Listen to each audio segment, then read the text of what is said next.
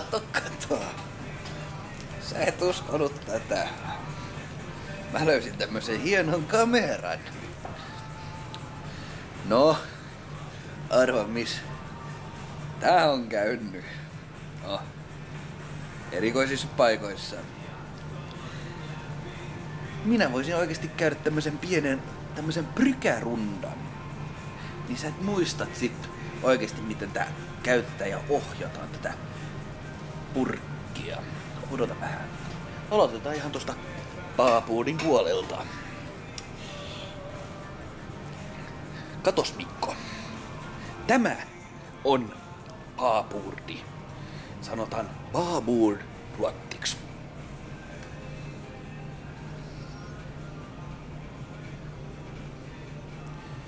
Ja jos me ollaan ihan tarkkoja, jos mä en tiedä, mutta kato, siinä on tommonen pieni trombi. Mä yritän vähän zoomata sitä. Se on erittäin pieni. Tossa noin.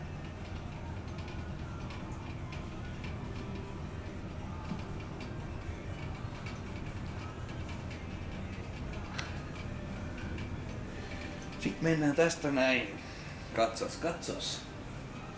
Siinä on Fredrik Eriksson purjehtimassa. Pääsi ihan äsken lomille. Ja nyt se on siellä purjehtimassa kaveritten kanssa. Vaimo jäi. No sit mennään tänne styyboardin puolelle.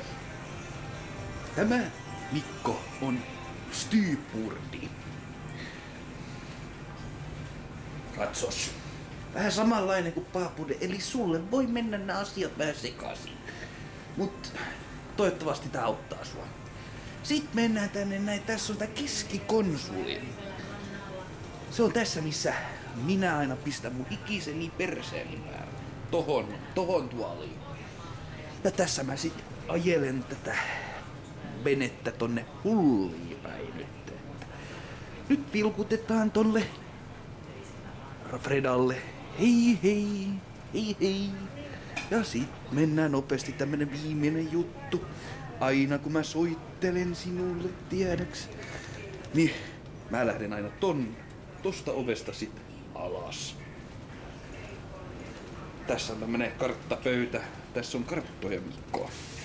Tiedäksä mitä niihin käytetään oikeastaan? Jos et tiedä, niin minä autan sinua. Mutta tää oli tää nopea runda. Miten tämmönen prykää on? Jaa, me voidaan nopeasti käydä yhden jutun läpi vielä tästä näin. Tässä on tämmönen kuin sinun paikkasi. Vessa. Siihen mä vedän semmoset tortut, tiedäksä, että et tiedäkään. Ja siinä on pölyimuri. Sitä käytetään vaan yhteen asiaan. Totta kai imuroimiseen. Mutta kiitoksia tästä ja toivottavasti sulla on paljon hyötyä tästä pienestä rundasta sen jälkeen kun minä lähden 13.7. täältä pois. Kiitoksia Mikko.